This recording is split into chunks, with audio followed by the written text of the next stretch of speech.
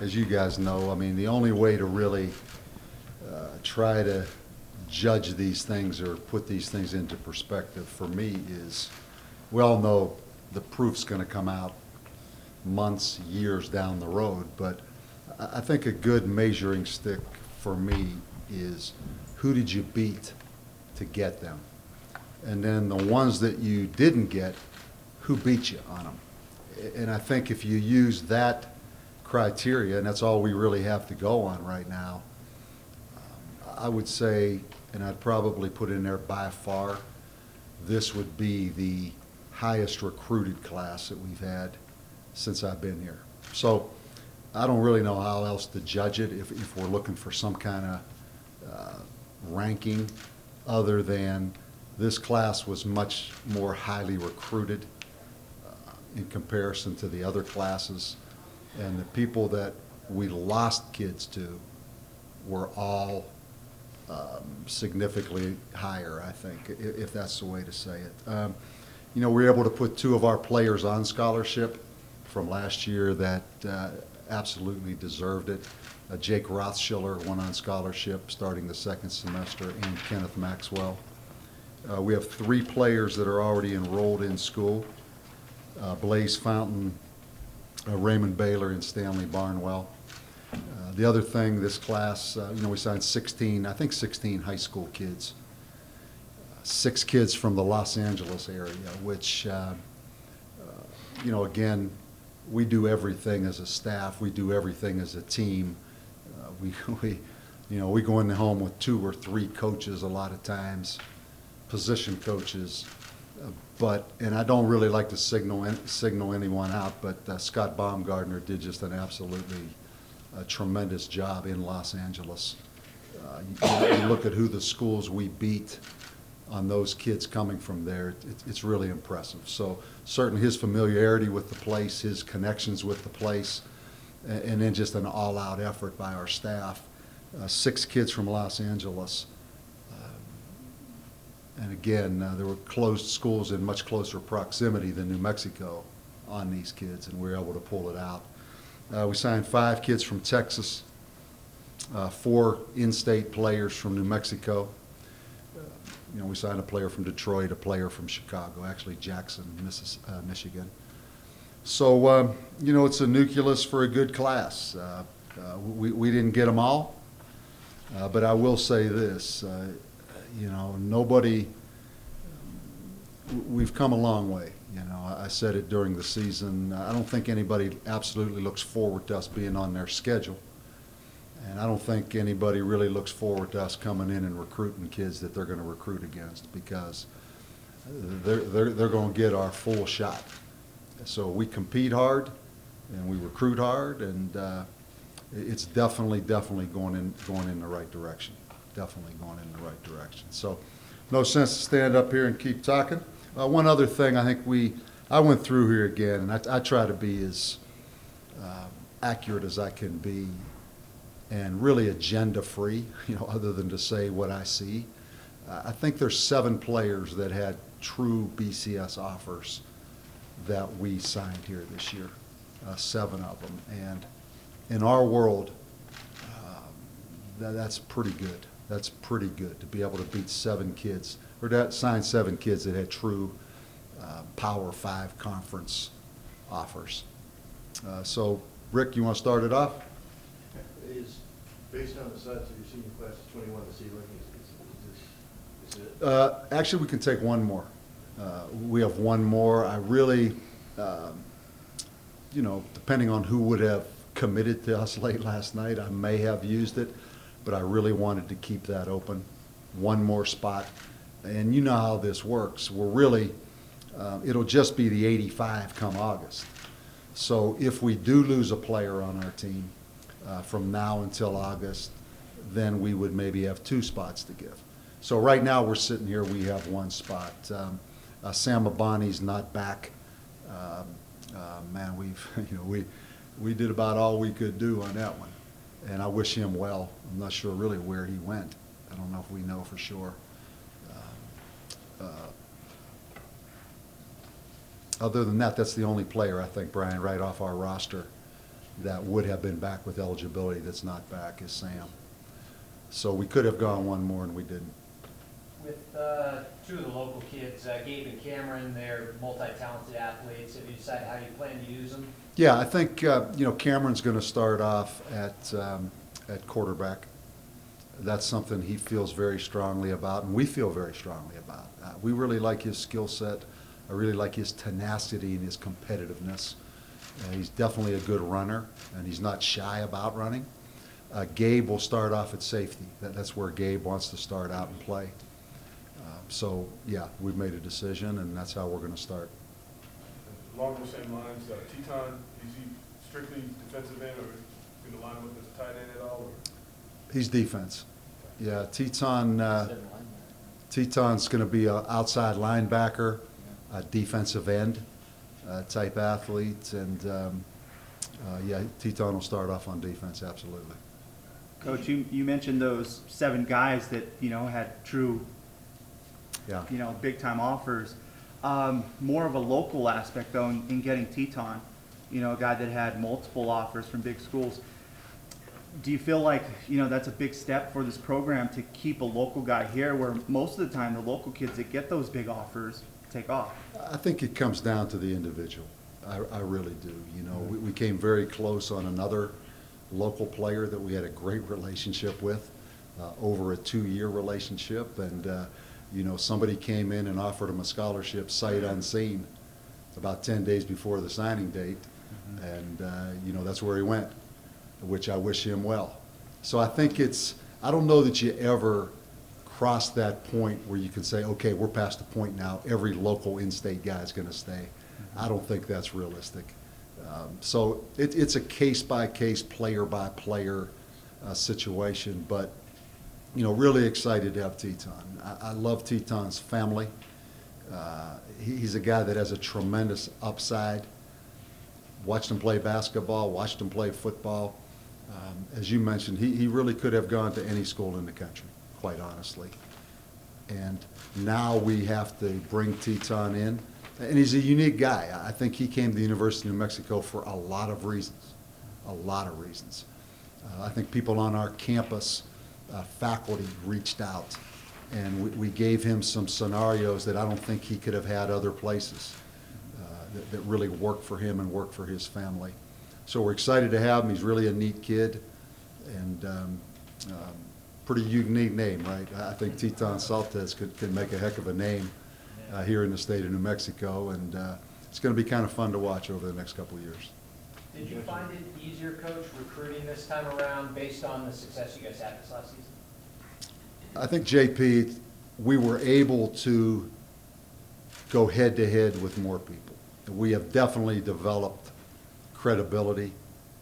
We've had credibility in the relationships that we've formed. People know how we do things. They respect us. We needed to win, though, to, I think, take the next step as far as truly being creditable. And I think we were able to take advantage of the momentum we gained by this season. That was the most important thing. You heard me talk about it at the bowl game. The bowl game will be important if we can utilize it to gain momentum. And this recruiting season definitely is a reflection of gaining momentum. So, yeah, I think, a lot of people watched us play Boise State on ESPN, watched us play Air Force on ESPN, watched us play Arizona on ESPN, and that was a big, big factor. People kind of like us. People see us as a, kind of old school disciplined team that plays hard, and I think there's a lot of kids and families out there that kind of crave that. Of the 21, there's only 3, Briss, Flowers, and Swaby that weren't on everybody's list as of last night. Were they? Yeah. No, Swaby is a unique story, maybe the most unique story in his class. He's a young man that his family actually lives in the Bahamas. They go back and forth between South Florida and the Bahamas. David Swaby, last minute, left South Florida and went to high school at Salesian in Los Angeles for his senior year,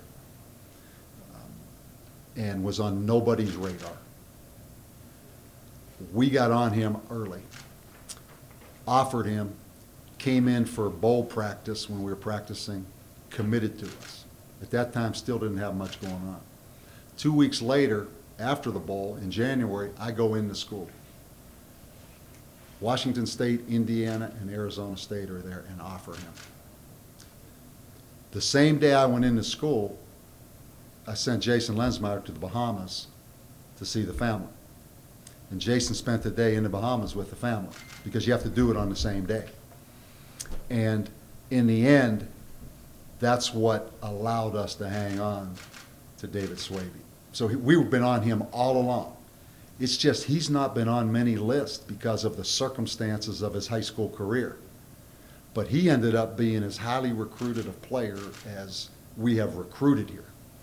So for us to be able to hang on with basically those BCS schools coming in late with scholarship offers, it's another unique way we did things to be able to have that happen. But Swaby's been out there for us forever. Just he was kind of under the radar a little bit because of the uniqueness of his story. Who were the other two? Flowers and Briss or Bryce? Yeah, Najee Flowers is a young man that had a UCLA offer. It really came down to us in San Diego State. We've been on him since the very beginning. I don't know if we've been on him from day one. So Swaby and Najee we were on from day one. Bryce, during the Christmas break, as a staff, we just watched kids from all over the country to try to add to our list. He's a guy that jumped up on us. My son Clay went up to Michigan. As soon as we were allowed back out, we brought him in for a visit. He came in, he had some other things. And then late last night, he came back and said, Coach, he said, the best place I visited and the most unique feeling I had was in New Mexico, and committed to us late last night. So all three of them, Swaby and Najee Flowers, we've recruited from the beginning. Bryce, we started right after Christmas, and he was the latest really to commit late last night. Do you feel like you address the need? I mean, looking at it, I mean, offensive line, you talked about that during the offseason. You want to get a bigger line up there, especially with the injuries. Yeah, we signed 5 offensive linemen. We signed 3 guys that really have height. Avery Jordan, who is DeAndre Jordan's brother. He's a legitimate 6'5" guy. And then David Swaby and Cameron Smith. Swaby's a legitimate 6'8", Cameron Smith's a legitimate 6'6". So we wanted more height and we wanted more size. And then the 2 mid-year guys are more the 6-foot. Blaze Fountain's a center, Raymond Baylor, is an inside guy. So we signed 5. I may have gone as far as 6 with the right one, but unfortunately we didn't get the 6th one. But yeah, JP, I mean, that was the number one thing. Tight end, we signed 1. That's why Bryce was so important last night, because I definitely wanted to get a high school tight end in this class. Coach, could you talk a little bit about Devon Vigilant? Yeah. His nickname's Day-Day. Day-Day is a guy that was highly, highly recruited. He was offered by Michigan. He committed to Utah. He was offered by Washington State. Decommitted from Utah. There's some things that happened there, kind of a unique story. Came in for the bowl practice, loved the place, felt he fit our offense, committed to us early and shut it down. And I'm really impressed that he was able to stick with it for the last 4 weeks like he did. But very highly recruited player. Casey Carrier-like, probably 5'7", 185 pounds, short, thick, has some dynamic to him. You put the tape on, it's like, whoa, he's got some big play potential. So feel very fortunate we were able to sign him because it wasn't easy. He was a guy that a lot of people had a lot of interest in. Gigliotti, is he, I mean, you talked about Miller and Ortega. Where do you see Gigliotti? Absolutely a quarterback. Yeah, Tavaka. Interesting, he went to La Mirada High School, which is Scott Baumgartner's high school. So he's the second best athlete to ever come out of there. I wanted to see if he had access to the records so I could see if Baumgartner ever graduated, but he didn't have access. But Tavaka is definitely a quarterback. Hawaii recruited him as a quarterback. Wyoming recruited him as a quarterback. He's got a quick arm, he's got a live arm, and he's very athletic. So we have two young quarterbacks that we're really excited about that I think can do what we do. Coach, Marcus Williams, I saw a lot of his games where he just stood out as a defensive player. Bunch of interceptions, Yeah. took over the game on defense. I know you're recruiting him as a wide receiver, but did you take a look at him on defense? Absolutely. He's a young player. He's young. Has played basketball, hasn't lifted weights, hasn't done much weightlifting. A potential redshirt player that I think his best years are down the road. We've had him in summer camp since he's probably been in 9th or 10th grade. Tremendous ball skills. Needs to get stronger so he runs a little bit faster and he's a little more explosive. Could be a wide receiver. I think he's more of a wide receiver, potentially cruiser like Reese White guy than he is on defense. So I think we'll start him off on offense, quite honestly, because he's got such good ball skills that he reminds me of a Reese White type guy more than he does a defensive player. I see your punter here is ordained minister Orkis. Yeah. I just hope he can punt. Yeah, I'll take that first. But he's left-footed. Led the nation, I think, in punting, statistically. Led the nation. I had to take a punter in this class. You know, Sam Gentry will have every opportunity to win this job. But I just wanted to have a punter that's athletic. You know, we got so much mileage out of Zach Rogers, whether it was fake punts, whether it was the rugby punt piece. And Sam can do that, but I mean, Sam's a 6'6" guy. That's a big guy. So yeah, we were going to take a punter in this class, and it's you know, it's always hard evaluating those guys, but I'm excited. You know, you watch him, you see that he gets the ball off very quickly. He's got that explosive leg. I mean, you can see that he gets great extension. So, and the left-footed thing. You know, we had a hard time at Arizona State. Arizona State had a left-footed punter, and that ball actually does spin differently. You know, with a left-footed punter, and it goes the opposite direction. So it's you know, hopefully that'll be a weapon. He's 220 pounds, real strong kid. Coach, talking about kicking, you know, Paul Rozelle from my old high school, Sandia High School. Is he going to get I know he's going to walk on, but if the other guy doesn't do as well, is he going to get a shot at it if he can push Yeah, it? the only guys we can talk about are these guys at Sandia and LIs. Okay. Yeah, but good question. Coach, today is obviously a culmination of months and months of work and research and all that. From a coaching aspect, how do you look at this day in the whole recruiting process? Is it fun, tedious, sleepless? You're obviously a salesman for the school. Yeah. It's a thing you absolutely have to do. It's the heartbeat of your program. For me, it's fun. They actually have it cut back now compared to when I was a young coach. When you were a young coach, it just went on forever, forever. You know, it's actually cut back. You know, there's about 6 weeks of just intense recruiting now. I enjoy it. It's so much easier than it was from the standpoint of, I could go in there right now, get on my computer, and look at a highlight tape on basically every player in this country. Where when I first started doing this, you had to go in every high school. You had to take the 16-millimeter tape. You had to go through the entire game tape to find 15 plays to evaluate the kid on. Now it's just instant. So it's changed. You know, there's no secrets. You know every school the young man's visiting. You know if he liked it, didn't like it. You have the highlight tape. It's much, much easier now than it was. Just logistically. You know, back when you didn't have a cell phone, I mean, I'm pulling in those gas stations at the payphone. Wind blowing, you know, you're trying to find a kid's phone number, you're trying to get directions to his house. In fact, just kind of a funny story. You know, I'm still old school, but I'm at Miami, or Northeast Oklahoma, in Miami, Oklahoma, Northeast Oklahoma. I'm in there by myself in recruiting. This place is a place that's recruited by coaches from all over the country at NEO. There's kids out there every year. So I visit with a young man, I come out, there's about 10 coaches in the room. The NEO coaches and a couple college coaches. And I came out and I was going from NEO to Wichita. And I had my little map. And I sat down with the coach. I said, Coach, show me now. You take Highway 128 up across the Kansas line. They started laughing. They said, "Coach, you're the first coach in 5 years that have been in here that had a map."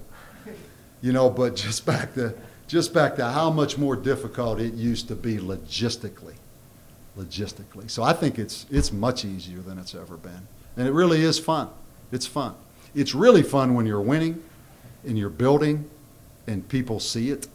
That's what's fun about this now. I mean, people know New Mexico. I promise you, they know the Lobos now, and there's some respect out there. That's fun.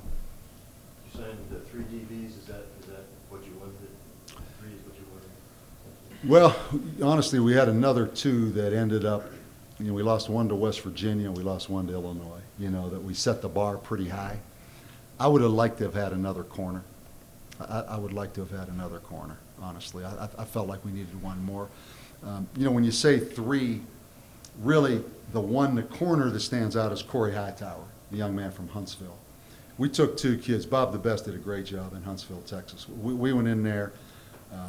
Both Jay Griffin and Corey Hightower had a Big 12 offer in Kansas, and both of them had a Utah Pac-12 offer, along with other schools.